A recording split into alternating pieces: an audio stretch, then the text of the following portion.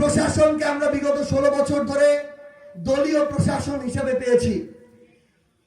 শেখ হাসিনা এই কাজটা করার কারণে তার যেটা পরিণতি, বাংলার ইতিহাসের 800 বছরে এই শেখ হাসিনা ছাড়া কেউ আর এভাবে ভয়ে দেশ ছেড়ে পালায় যায় নাই। পালায় যাওয়ার 2 দিন আগেও শেখ হাসিনা বলছিল শেখ হাসিনা পালায় না, কিন্তু মহান সৃষ্টিকর্তা বলতে তো একজন আছে। হাজার মানুষের গণহত্যাকারী, শত শত মানুষকে মিথ্যা মামলায় জেল খাটানো, হাজার হাজার মানুষকে গুম করা, এই একটা নরপিশাচ তো কোনোদিন ওই মহান সৃষ্টিকর্তার ন্যায় বিচারের বাইরে যাইতে পারে না।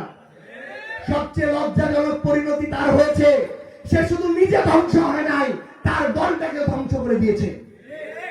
আমরা আহ্বান করব, আমাদের প্রশাসনের যে বাহিনীতে আপনারা থাকেন, আপনারা দেশের বাহিনী হয়ে উঠুন, জনগণের বাহিনী হয়ে উঠুন।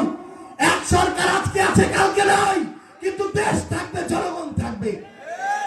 আপনারা সার্বভৌমত্বের প্রতীক হয়ে উঠুন।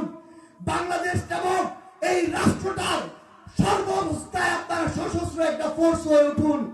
আপনারা থাকবেন, দেশ থাকবে, কিন্তু যারা কাল্পিক আপনাদেরকে অপব্যবহার করার চেষ্টা করবে, তাদের ওই পতন এই বাংলাদেশে হবেই হবে ইনশাআল্লাহ। আমাদের একটা সিস্টেমের পরিবর্তন লাগবে। আমাদের এখন এই ফাইটটা রাজনৈতিক দলের ফাইট না, আমাদের এই ফাইটটা হচ্ছে ভালো আর মন্দের মধ্যে ফাইট। আমাদের এই ফাইটটা হচ্ছে জালিম আর মজলুমের মধ্যে ফাইট। এই ফাইটটা হচ্ছে ন্যায় আর অন্যায়ের মধ্যে ফাইট। আপনাদের ভেবে দেখতে হবে কারা ন্যায় করছে, কারা অন্যায় করছে, কারা চাঁদাবাজি করছে, কারা করছে না, কারা মাদক ব্যবসাকে পিছন থেকে শেল্টার দিচ্ছে, কারা দিচ্ছে না, কারা ক্ষমতার অপব্যবহার করছে, কারা করছে না। এই দেখার পরে যেটা ভালোর পক্ষ সেটাতে আপনার যেতে হবে, সেই পক্ষে আপনার ভোট দিতে হবে, সেই পক্ষের সাথে আগামী রাজনীতি করতে হবে। এতে যদি আমরা এনসিপি সেটাকে ধারণ না করতে পারি, আমাদেরকে ভোট দেওয়ার দরকার নেই। সোজা সাপটা কথা, যেদিন পারবো ওই দিনই ভোট দিবেন, যতদিন না পারবো অতদিন দেওয়ার দরকার নেই। কিন্তু একই ভাবে কোন একটা দল, ধরেন বিএনপি ক্ষমতায় আছে দেখেই, তাদের নেতা কর্মীরা পাওয়ার খাটাইতে পারে দেখেই, তাদের নেতা কর্মীরা ধমকাইতে পারে দেখেই, প্রশাসনকে তারা উদ্বোস করাইতে পারে দেখেই তাদেরকে ভোট দিয়ে আবার ক্ষমতায় নিতে হবে, এটা তো কোনোদিন একটা সভ্য দেশের চিন্তা হইতে পারে না। আমরা আপনাদেরকে আহ্বান করতে আসছি, সমস্যা যদি বলি, সমালোচনা যদি করি, এই 4.5 মাসে বিএনপির অন্তত 100 সমস্যার কথা এখানে দাঁড়িয়ে বলতে পারবো।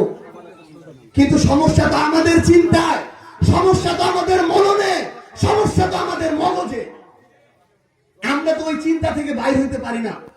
আমার দাদা একটা মার্কায় ভোট দিছে, বাপ একটা মার্কায় ভোট দিছে, আমি যদি ভোট না দিই আমার তো নাকি মান সম্মান থাকবে না।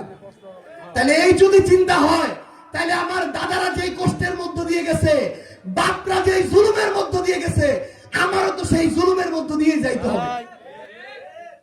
খালি একটা মানুষ দেখে ভোট দিয়ে দিলেন আর কর্মীদের অত্যাচারে এলাকায় টিকে থাকা যায় না, ওই নেতাকে ভোট দিয়ে কোনো লাভ নাই। আপনার নেতা থেকে কর্মী পুরো একটা সিস্টেম একসাথে বাছাই করতে হবে। এখন আপনাদের সিদ্ধান্ত, আপনাদেরকে এখান থেকে জানাইতে হবে আপনারা চাঁদাবাজি চান কি চান না, ক্ষমতার অপব্যবহার চান কি চান না, জমি দখল চান কি চান না, লুটপাট চান কি চান না। এই রায়, এই চিন্তা আমাদের মননে মগজে মস্তিষ্কে ঢুকাইতে হবে।